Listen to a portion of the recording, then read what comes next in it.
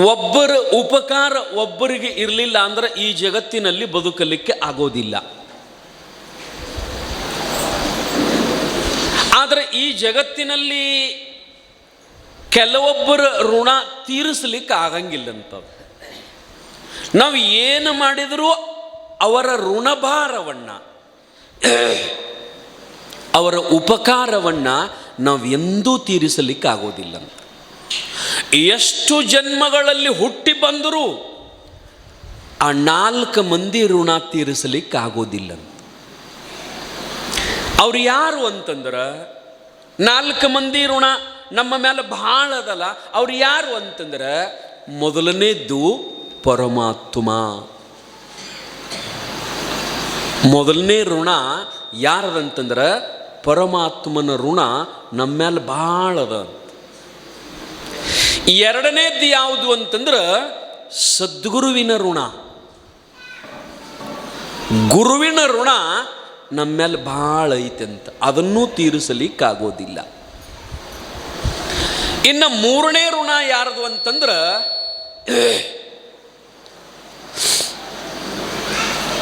ತಂದೆ ತಾಯಿಗಳ ಋಣ ನಮ್ಮ ಮೇಲೆ ಭಾಳ ಅದ. ಮೂರನೇ ಋಣ ಯಾರದು ಅಂತಂದ್ರೆ ತಂದೆ ತಾಯಿಗಳ ಋಣ ಭಾಳ ದೊಡ್ಡದಂತ ನಮ್ಮ ಮೇಲೆ. ಇನ್ನು 4ನೇದ್ದು ಅಂತಂದ್ರೆ ಸಮಾಜದ ಋಣ. ಸಮಾಜದ ಋಣ ನಮ್ಮ ಮೇಲೆ ಭಾಳ ಅದ. ಇನ್ನು ಕೊನೆಯದಾಗಿ ಪ್ರಕೃತಿಯ ಋಣನೂ ನಮ್ಮ ಮೇಲದ. ನಾವು ಮನುಷ್ಯರಾಗಿ ಹುಟ್ಟಿ ಬಂದ ಬಳಿಕ ಈ ಋಣಭಾರದಿಂದ ಈ 4-5 ಮಂದಿಯ ಋಣವನ್ನು ನಾವು ಎಂದೂ ತೀರಿಸಲಿಕ್ಕೆ ಆಗೋದಿಲ್ಲ.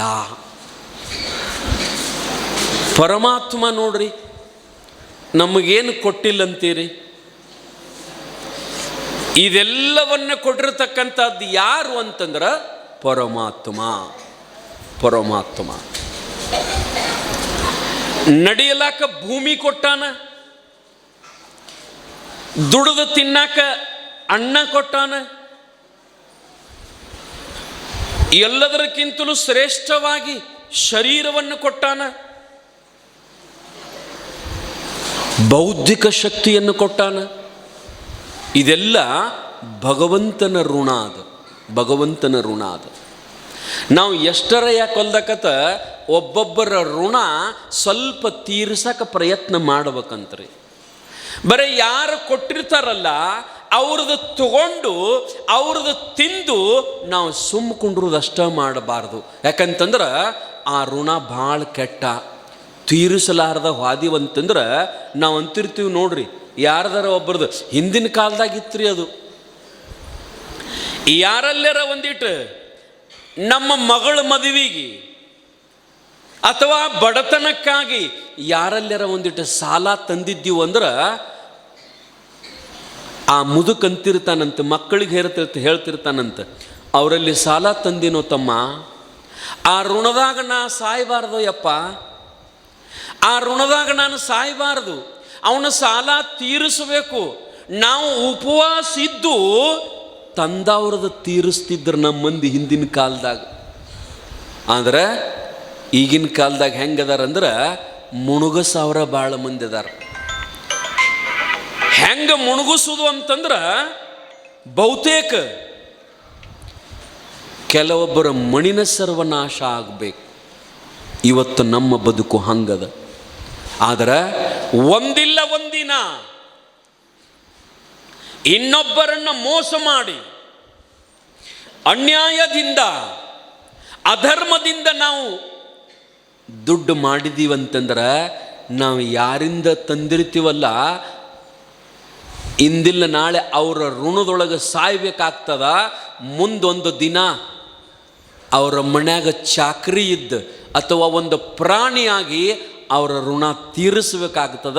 ನಾವು ಎಚ್ಚರ ಇರಬೇಕು. ಯಾವತ್ತು ಎಚ್ಚರ ಇರಬೇಕು.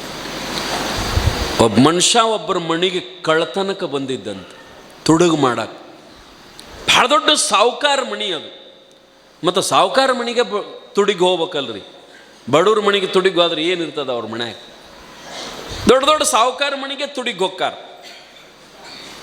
ತುಡುಗಿಗೆ ಹೋದ ಸಂದರ್ಭದೊಳಗ ಅವ ಎಲ್ಲ ಕಟ್ಟುಕೊಂಡು ಅವ್ರ ಮನ್ಯಾಗ ಬಂಗಾರ, ಅವ್ರ ಮನ್ಯಾಗ ರೊಕ್ಕ, ಅವ್ರ ಮನ್ಯಾಗ ಏನದ ಎಲ್ಲ ಕಟ್ಟಿಕೊಂಡು ಇನ್ನೇನು ಹೋಗ್ಬೇಕು ಅನ್ಗುಡ್ದ ಅದು ಬಾಗಲದೊಳಗೆ ಅಡ್ಡ ಎಮ್ಮೆ ಮಲ್ಕೊಂಡಿತ್ತಂತ್ರಿ. ಆಗ ಹಿಂದಿನೂ ನಮ್ಮಲ್ಲಿ ಮಂದಿ ಮನ್ಯಾಗ ದ್ಯಾಬೆ ಅಂತಿರ್ತಿದ್ದು ರೀ. ಪಡಸಾಲಿ ಕೆಳಗೆ ದ್ಯಾಬೆ, ಆ ದ್ಯಾಬೆದಾಗ ಎಮ್ಮೆ ಕಟ್ತಿದ್ರು. ಒಂದೊಂದು ಸಾರಿ ಆ ಬಾಗಲ್ದಾಗ ಅಡ್ಡ ಎಮ್ಮೆ ಮಲ್ಕೋತಿದ್ದು ನಮ್ಮ ಹಿಂದಿನ ರೈತರ ಮನ್ಯಾಗ. ಅವ ತೊಡಗು ಮಾಡವ ಇನ್ನೇನು ಎಲ್ಲ ತಗೊಂಡು ಹೋಗ್ಬೇಕು ಅನ್ನೋದ್ರೊಳಗೆ ಏನಾಯಿತು ಅಂತಂದ್ರೆ ಅದು ಏನೋ ಸಪ್ಪಳಾಗಿ ಗೊತ್ತಾಗಿ ಅವ ಅಲ್ಲೇ ಎಮ್ಮೆ ಹತ್ತಕ್ಕೆ ಮೇವು ಇಡು ಗ್ವಾದಲ್ಯಾಗ ಬಂದು ಡೊಕ್ಕೊಂಡ. ಅಲ್ಲೇ ಎಮ್ಮೆ ಹತ್ತಕ್ಕೆ ಮೇವು ಇಡು ಗ್ವಾದಲ್ಯಾಗ ಬಂದ ಡೊಕ್ಕೊಂಡ. ಆ ಎಮ್ಮೆ ನಗಾಕೈತಂತ್ರಿ, ಎಮ್ಮೆ ನಗಾಕೈತಂತ. ನಿಮ್ಮಲ್ಲಿ ಎಮ್ಮೆದು ನಗ್ತಾವನ್ರಿ? ಎಲ್ಲಿ ನಗ್ತಾವ್ರಿ ಸ್ವಾಮಿ? ಈಗ ಮಂದಿನ ನಗಂಗಿಲ್ಲ, ಮೂತಿ ಹಿಂತಾದ ಮಾಡ್ಕೊಂಡು ಕೂತಿರ್ತಾವು. ನಗುದಂದ್ರೆ ದೂರ ಉಳಿತು. ಯಾವತ್ತು ನಗ್ಬೇಕ್ರಿ ಇವ ಮನುಷ್ಯ, ಆಯುಷ್ಯ ಜಾಸ್ತಿ ಆಗ್ತದ ಮನುಷ್ಯನಿಗೆ. ನಕ್ಕೋಂತ ಇದ್ರೆ ಕಷ್ಟಗಳು ಇರಲಿ, ನೋವುಗಳಿರಲಿ, ಯಾರಿಗೆ ಬಿಟ್ಟವ? ಏನು ಬೇಕಾದಿದ್ರು ನಕ್ಕೋತ ಇರ್ಬೇಕು ನೋಡ್ರಿ, ನಕ್ಕೋಂತ ಇರ್ಬೇಕು. ಮನ್ಯಾಗ ಮಕ್ಕಳು ಕೂಡ, ಮನ್ಯಾಗ ಹೆಂಡತಿ ಕೂಡ, ಮನ್ಯಾಗ ತಾಯಿ ತಂದಿ ಕೂಡ ಹೊರಗಿಂದ ಬಂದ್ರಿ ಅಂದ್ರೆ ನಕ್ಕೋಂತ ಮಕ್ಕಳಿಗೆ ಏನು ಮಾಡಕತ್ತದಿ ಪುಟ್ಟಿ, ನಿಮ್ಮವ್ ಏನು ಮಾಡಕತ್ತಾಳ ಅಂತ ತಿಳ್ಕೊಂಡ ಖುಷಿಯಿಂದ ನಕ್ಕೋಂತ ಬಂದು ಟೈಮ್ ಇತ್ತು ಅಂತಂದ್ರೆ ಮಕ್ಕಳನ್ನ ಕುಂಡಿಸ್ಕೊಂಡು ಚಂದ ಕತ್ತಿ ಹೇಳ್ಕೋಂತ ಕೊಂಡಿರ್ಬೇಕು ಮಕ್ಕಳಿಗೆ. ನಮ್ಮ ಹಿಂದಿನ ಮಂದೆಲ್ಲ ಆಯಿಗಳು ಆಗ ಟಿ ವಿ ಇದ್ದಿದ್ದಿಲ್ರಿ. ಈಗ ಒಂದು ತೊಡೆ ವರ್ಷದಿಂದ ಟಿ ವಿ ಇದ್ದಿದ್ದಿಲ್ಲ, ಮೊಬೈಲ್ ಇದ್ದಿದ್ದಿಲ್ಲ, ಲ್ಯಾಪ್ಟಾಪ್ ಇದ್ದಿದ್ದಿಲ್ಲ, ಏನೂ ಇದ್ದಿದ್ದಿಲ್ಲ.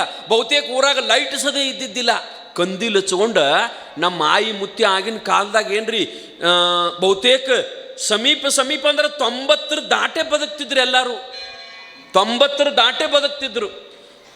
ಈಗಂತೂ ಮೊನ್ನೆ ಅಜ್ಜ ಅವ್ರು ಯಾರೋ ಒಬ್ರು ಹೇಳಿದ್ರಲ್ರಿ, ಮುದುಕರ ಆಗಂಗಿಲ್ಲ ಅಂತ. ಈಗ ಅಂದ್ರೆ ಲಗುಟ ಸತ್ತ ಹೋಗೋದು ಮುದುಕರ ಆಗೋಕ್ಕಿಂತ ಮೊದಲ 90 ವಯಸ್ಸದವರು ಕಟ್ಟಿ ಮ್ಯಾಗ ಕುಂತ ಆಯಿ ಮುತ್ಯ ನಮ್ಮ ಮಕ್ಕಳಿಗೆ, ನಮ್ಮ ಮೊಮ್ಮಕ್ಕಳಿಗೆ ರಾಮಾಯಣ ಮಹಾಭಾರತದ ಕಥೆಗಳನ್ನು ಹೇಳ್ತಿದ್ರು, ನಗಸು ಕಥೆ ಹೇಳ್ತಿದ್ರು, ಸಂಸ್ಕೃತಿ ಸಂಸ್ಕಾರದ ಕಥೆ ಹೇಳ್ತಿದ್ರು ನಮ್ಮ ಆಯಿ ಮುತ್ಯ. ಆನಂತರ ಕಟ್ಟಿಗೆ ಕುಂತ ಒಂದು 5-6 ಅಜ್ಜಿಗಳು ಕುಂತ ಹಾಡ್ಕೋತ ಕುಂಡಿರ್ತಿದ್ರಾಗ. ಈಗ ಮನ್ಯಾಗ ಎಷ್ಟು ಮಂದಿ ಅದಾರ ನೋಡ್ರಿ, ಅಟ್ಟು ಮೊಬೈಲ್. ಅಡುಗೆ ಮನ್ಯಾಗ ಅವ್ರು ಚಾಲೂನ, ಅಡುಗೆ ಮನ್ಯಾಗ. ಬೆಡ್ರೂಮ್ನಾಗ ಮಕ್ಕಳು ಅವು ಚಾಲೂನ. ಹಾಲ್ನಾಗ ಗಂಡ, ಎಲ್ಲರೂ ಬೀಜಿನ ಎದ್ರಾಗ್ರಿ ಮೊಬೈಲ್ದಾಗ. ನೀವು ಬೇಕಾರೆ ಮೊಬೈಲ್ ನೋಡುವಾಗ ಒಂದಿಟ ಗಂಡನ ಮಾತಾಡ್ಸರಿ, ಎದಕ್ಕ ಏನು ಸಿಟ್ಟಿಗೆ ಬರ್ತದ್ರಿ ಅದು. ನಾನ್ತೀನಿ ಹೆಂಡತಿಕಿತ ಮಕ್ಕಳಕಿತ ಇದು ಅಷ್ಟು ಮುಖ್ಯ. ಮಕ್ಕಳು ಬಂದು ಯಪ್ಪ ಅಂತ ತೊಡಿ ಮ್ಯಾಗ ಕೂತಂದ್ರೆ ಸರಿಯೋ ಟಕ್ ಟಕ್ ಟಕ್ ಟಕ್ ಅವ್ರನ್ನ ಸರಿಸೋದು ಮತ್ತು ಮೊಬೈಲೇ ನೋಡೋದು. ನಾನು ಇವತ್ತು ಒಂದು ಸುದ್ದಿ ಕೇಳೀನಿ, ಕಪ್ಪಲ್ಗುದ್ದಿ ಅಂತ ನಮ್ಮೂರ ಕಡೆ ಒಂದದ ರೀ. ನಮ್ಮೂರ ಕಡೆ ಒಂದು ಕಪ್ಪಲ್ಗುದ್ದಿ ಅಂತ ಊರುದ. ಆ ಊರೊಳಗೆ ಅವರೊಂದು ನೇಮ ಮಾಡ್ಯಾರಂತ, ಸಾಯಂಕಾಲ 6 ಗಂಟೆ ಹಿಡಿದು ಸಾಯಂಕಾಲ ಸಾಲಿ ಬಿಟ್ಟ ನಂತರ 6 ಗಂಟೆಯಿಂದ ಹಿಡಿದು ಬಹುತೇಕ 9 ತನಕ ಪಂಚಾಯಿತಿ ಅವರು ನೋಟಿಸ ಬಿಟ್ಟಾರಂತೆ ಎಲ್ಲರ ಮನೆಗೆ. ಒಟ್ಟ ಮೊಬೈಲ ಟಿ ವಿ ಬಂದ್. ಪಂಚಾಯತಿ ಅವ್ರು ಮಾಡ್ಯಾರತ್ತ ಇದನ್ನು. ಈ ಊರಾಗೂ ಮಾಡಿದ್ರು ಏನು ಅಡ್ಡಿ ಇಲ್ಲ, ಊರು ದೊಡ್ಡದ. ಪ್ರಯತ್ನ ಮಾಡೋದ್ರಿ, ಪ್ರಯತ್ನ ಮಾಡೋದು. ಅದಕ್ಕೇನದ, ಊರಾಗಲಿಲ್ಲ ಅಂದ್ರೆ ಒಂದು ಓಣ್ಯರ ಆಗಬಹುದಲ್ಲ, ಕಡಿಕೆ ನಮ್ಮ ಮಣಿಯರ ಆಗಬಹುದಲ್ಲ. ಏನು ಸಾಯಂಕಾಲ 6 ಗಂಟೆಯಿಂದ ಹಿಡಿದು 9 ತನಕ ಫೋನ ಟಿ ವಿ ಬಂದ್. ಯಾರ ಮನ್ಯಾಗ ಫೋನ ಟಿ ವಿ ಹಚ್ತೀರಿ ಅವ್ರಿಗೆ ದಿವ್ಸಕ್ಕೆ ಯಾರ ಮನ್ಯಾಗ ಒಬ್ಬ ಹುಡುಗ, ಒಬ್ಬ ಮಾಲಕ, ಒಬ್ಬಕ್ಕೆ ಹೆಣ್ಮಗಳು, ಒಬ್ಬಕ್ಕೆ ಹುಡುಗಿ ಬರೇ ಒಂದು ಫೋನ್ ಆಪರೇಟ್ ಮಾಡಿದ್ದು ಗೊತ್ತಾಯಿತು ಅಂದ್ರೆ ಒಂದು ದಿವ್ಸಕ್ಕೆ 1001 ರೂಪಾಯಿ ದಂಡತ್ತ ಪಂಚಾಯತಿ ಅವ್ರನ್ನೇ ಮಾಡ್ಯಾರ. ಎದುರು ಸಲಾಗಿ ಅಂದ್ರೆ ಮಕ್ಕಳ ಸಾಲಿ, ಮಕ್ಕಳ ಸಂಸ್ಕೃತಿ ನಿಮ್ಗೆ ಗೊತ್ತಿಲ್ಲರಿ. ಮುದೋಳದೊಳಗೆ ಒಬ್ಬಕ್ಕೆ ಹೆಣ್ಮಗಳು ಕುಕ್ಕರ್ ಇಟ್ಟು ಅನ್ನ ಮಾಡಕತ್ತಿದ್ಲಂತ.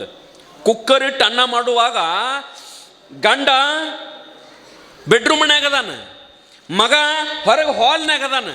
ಕುಕ್ಕರ್ನಾಗ ಅನ್ನ ಕುದಿಸುವಾಗ ಏಕದಮ್ ಕುಕ್ಕರ್ ಬ್ಲಾಸ್ಟ್ ಆಗಿ ಮ್ಯಾಲ ಹೋಗಿ ಅದಕ್ಕೆ ಬಡದು ತಲೆ ಮ್ಯಾಗ ನೆತ್ತಿಗೆ ಬಡದ್ರ ಆಕೆ ದಡಲ್ಲಂತ ತಳಗ ಬಿದ್ದು ಕೋಮಾದಾಗ ಹೋಗಿದ್ಲಂತ. ರೂಮ್ನ್ಯಾಗ ಬೆಡ್ರೂಮ್ನ್ಯಾಗ ಗಂಡ ಅದಲ್ಲ, ಎಡ್ಡು ಕಿವ್ಯಾಗ ಹಾಕೊಂಡು ಕೂತಾನ್ರಿ ಅವ. ಎಡ್ಡು ಕಿವ್ಯಾಗ ಏನೂ ಕೇಳಂಗಿಲ್ಲ. ಹಾಲ್ನಾಗ ಹುಡುಗದನ ಮಗ, ಅವನು ಎರಡು ಕಿವ್ಯಾಗ ಹಾಕೊಂಡು ಕೂತ. ಅವ ಪಾಪಿಕಿ ಏನು ಕೆಳಗೆ ಬಿದ್ದಾಳ ಎಲ್ಲ ಕೇಳ್ತದ, ಗೊತ್ತಾಗ್ತದ. ಆದ್ರೆ ಏನು ಮಾಡ್ಬೇಕು ಅನ್ನೋದಕ್ಕೆ ಗೊತ್ತಾಗವಲ್ತು. 10 ನಿಮಿಷ ತನಕ ಅಲ್ಲೇ ಒದ್ದಾಡಿ ಜೋರ್ಲೆ ಚೀರಿದ್ಲಂತ. ಆಕೆ ನಮ್ಮ ಮಠಕ್ಕೆ ಬಂದು ಹೇಳ್ಯಾಡ್ರೆ. ಮತ್ತೆ ಒಬ್ಬಕ್ಕೆ ಹೆಣ್ಮಗಳು, ಆಕೆ ಆಫೀಸರ್, ದೊಡ್ಡ ಆಫೀಸರ್. ಆಕೆ ನಮ್ಮ ಮಠಕ್ಕೆ ಬಂದಾಗ ಹಿಂಗೆ ಆಯ್ತು ರೀ ಅಪ್ಪಾರ ಅಂತ ಆಕೆ ಹೇಳಿದ್ದು ಹೇಳಾಗತ್ತೀನಿ ನಿಮಗೆ. ಮುದೋಳದೊಳಗೆ ಕೆಳಗೆ ಬಿದ್ದು 10 ನಿಮಿಷ ಒದ್ದಾಡಿ ಉಳ್ಳಾಡಿ ಚೀರ್ಯಾಡಿದ್ರ ಮಗಾನೂ ಬರಲಿಲ್ಲ, ಗಂಡು ಬರಲಿಲ್ಲ. ಕಡಿಗೆ ತಾನ ಸುಧಾರಿಸ್ಕೊಂಡು ಎದ್ದು ಒಂದಿವ್ಸ ಮೋತಿಗೆ ನೀರು ಬಡ್ಕೊಂಡು ನೀರು ಕುಡ್ದ ಅಂಬಿಗಾಲ ಹಚ್ಚಿ ಕೈ ಊರ್ಕೋತ ಹೊರಗೆ ಬಂದಾಳಂತ. ಹೊರಗೆ ಬಂದ ಒಂದೇನೋ ಕಸಬರಿಗಿತ್ತಂತ ತೊಗೊಂಡು ಮಗನ ಮೋತಿಗೆ ಒಗದಾಳ. ಆಗವ ಏನಾತಂದತ್ತ, ನಾಲಾಯಕ ಸತ್ ಹೊಕ್ಕಿನ್ಯ ಅಡುಗೆ ಮನ್ಯಾಗ. ಕುಕ್ಕರ್ ಬ್ಲಾಸ್ಟ್ ಆಗಿ ಅನಾಹುತಗಳು ಎಷ್ಟಕ್ಕವಂದ್ರೆ ಹೇಳಕ್ಕೆ ಬರಂಗಿಲ್ಲ ರೀ ಅವ ಮೊಬೈಲ್ದಿಂದ. ಅಷ್ಟು ಮೊಬೈಲ್ದೊಳಗೆ ನಾವೆಲ್ಲ ಬ್ಯುಸಿ ಆಗಿವಿ ಇವತ್ತಿನ ಕಾಲದೊಳಗೆ. ಹಿಂದಿನ ಹಿರಿಯರೆಲ್ಲರೂ ಏನು ಮಾಡ್ತಿದ್ರಂತಂದ್ರೆ ಕಟ್ಟಿಗೆ ಕುಂತ ಜಾನಪದ ಪದ್ಯಗಳನ್ನು, ಆನಂತರ ಒಳ್ಳೆಯ ಮಹಾಭಾರತ ರಾಮಾಯಣದ ಕಥೆಗಳನ್ನು ಹೇಳ್ತಿದ್ರು. ನಿಮಗೆ ಸತ್ಯವಾದ ಘಟನೆ ಅಂತಂದ್ರೆ, ನಾನು ಮಹಾಭಾರತ ಕಥೆಗಳನ್ನು ರಾಮಾಯಣ ಕಥೆಗಳನ್ನು ನಾನು ಓದಿದ್ದು ಕಡಿಮೆ. ನಮ್ಮಪ್ಪ ರಾತ್ರಿ ಊಟ ಮಾಡಿ 9ಕ್ಕೆ ಮಲ್ಕೊಂಡಂದ್ರೆ 12 ತನಕ ನಾವು ಕಾಲು ತಗೋತಕೊಂಡಿರ್ತೀನಿ ರೀ ನಮ್ಮಪ್ಪಂದು. ಅವೇನು ಮಾಡ್ತಿದ್ದಂದ್ರೆ ಮಹಾಭಾರತದ ಕಥೆಗಳನ್ನು ಹೇಳ್ತಿದ್ದ. ನಾನು ಆ ಕಥೆಗಳನ್ನು ಕೇಳ್ಬೇಕಂತಕ್ಕಂಥ ಇಚ್ಛೆಯಿಂದ ನಮ್ಮಪ್ಪನ ಕಾಲು ಒತ್ತಿದ್ನಿ. ಹಿಂಗೆ ಎಷ್ಟೋ ವರ್ಷ ರಾಮಾಯಣ ಮಹಾಭಾರತ ನಮ್ಮ ತಂದೆಯವರಿಂದ ಕೇಳಿನಿ ನಾನು. ನೀವು ಯಾರಾದರೂ ನಿಮ್ಮ ಮಕ್ಕಳಿಗೆ ರಾಮಾಯಣ ಮಹಾಭಾರತ ಹೇಳ್ತೀರಾ? ಬಿಡುವುದ ನಿಮಗೆ? ಇಲ್ಲ. ಯಾಕಂದ್ರೆ ನಾವು ಆಸ್ತಿಯನ್ನು ಗಳಿಸೋದ್ರೊಳಗೆ, ದುಡ್ಡು ಗಳಿಸೋದ್ರೊಳಗೆ, ಮೊಬೈಲ್ ನೋಡೋದ್ರೊಳಗೆ, ರಾಜಕೀಯ ಪಕ್ಷಗಳ ಜಂಜಾಟದೊಳಗೆ, ಊರೊಳಗೆ ಹಿರಿತನದ ಜಂಜಾಟದೊಳಗೆ ನಮ್ಮ ಮನೆತನದ ಎಲ್ಲ ಪ್ರೀತಿ ವಿಶ್ವಾಸವನ್ನು ನಾವು ಮರೆತು ಬಿಟ್ಟಿವ್ರಿ. ನಮ್ಮ ಹೆಂಡತಿ ಜೊತೆಗೆ ನಮಗೆ ಟೈಮ್ ಇಲ್ಲ, ನಮ್ಮ ಮಕ್ಕಳ ಜೊತೆಗೆ ನಮಗೆ ಟೈಮ್ ಇಲ್ಲ. ಹೆಂಡತಿಗೆ ಮುಂಜಾನೆ ಎದ್ದು ಕೂಡ ಹೇಳ್ತೀವಿ, ಸಟ್ನ ಅವ್ರನ್ನ ರೆಡಿ ಮಾಡಿ ಸಾಲಿಗೆ ಕಳಿಸು. ಮತ್ತು ನೀ ಎಲ್ಲಿ ಹೊಂಟಿ? ಆಕೆ ಕಳಿಸ್ತಾಳೆ ಬಿಡ್ರಿ, ಪಾಪಕ್ಕೆ ಸಾಲಿಗೆ ಕಳಿಸ್ತಾಳ. ನೀ ಎಲ್ಲಿ ಹೊಂಟಿ? ಎಲ್ಲೋ ಹೋಗ್ಬಿಡ್ತೀವಿ ನಾವು, ರಾಜಕೀಯನೋ ಅಥವಾ ಮತ್ತೊಂದೋ ಹೋಗ್ಬಿಡ್ತೀವಿ. ಅದಕ್ಕೆ ನಾವು ನಮ್ಮ ಮಕ್ಕಳ ಜೊತೆಗೆ ನಾವು ಟೈಮ್ ಪಾಸ್ ಮಾಡಬೇಕು, ಟೈಮ್ ತಗೋಬೇಕು ನಮ್ಮ ಮಕ್ಕಳಿಗೆ. ನಾವು ಆ ರೀತಿಯೊಳಗೆ ಕಥೆಗಳನ್ನು, ಮಹಾಭಾರತ ಕಥೆಗಳನ್ನು, ದೃಷ್ಟಾಂತಗಳನ್ನು ಮಕ್ಕಳಿಗೆ ಹೇಳಬೇಕು. ಆ ಅಜ್ಜಿ ಮಹಾಭಾರತದ ಕಥೆಗಳನ್ನು ಹೇಳ್ತಿದ್ಲಲ್ಲ, ಕಾರಣ ಏನು ಅಂತಂದ್ರೆ ಅವ ಏನು ತೊಡಗಿದ್ದಲ್ಲ, ಆ ತೊಡಗ ಎಮ್ಮೆ ಹತ್ಯಕ್ಕೆ ಬಂದು ಕುಂತಾಗ ಎಮ್ಮೆ ನಗಾಕೈತಂತ. ಎಮ್ಮೆ ನಕ್ಕೋಂತ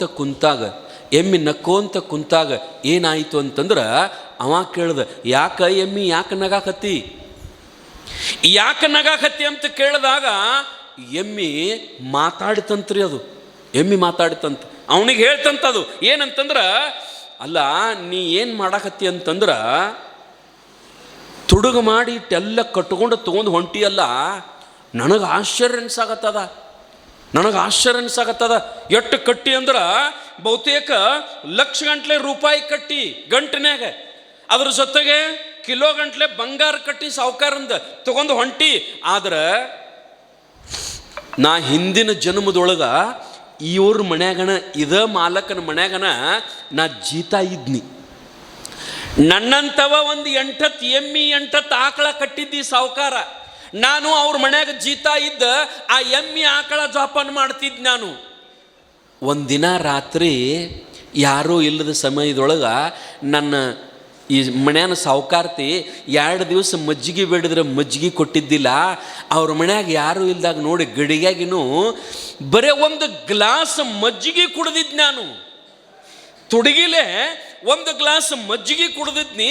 ಬರೇ ಒಂದು ಗ್ಲಾಸ್ ತುಡುಗಿಲೆ ಮಜ್ಜಿಗೆ ಕುಡ್ದಕ್ಕೆ ಈಗ ಅವ್ರ ಮನ್ಯಾಗ ಎಮ್ಮೆಯಾಗಿ ಬಂದ ಹಾಲ ಮೊಸರ ಮಜ್ಜಿಗೆ ಕೊಟ್ಟರು ಇನ್ನೂ ಋಣ ತೀರುವಲ್ತು ನಂದು. ಆ ಒಂದು ಗ್ಲಾಸ್ ಮಜ್ಜಿಗೆ ಋಣ ತೀರುವಲ್ತು.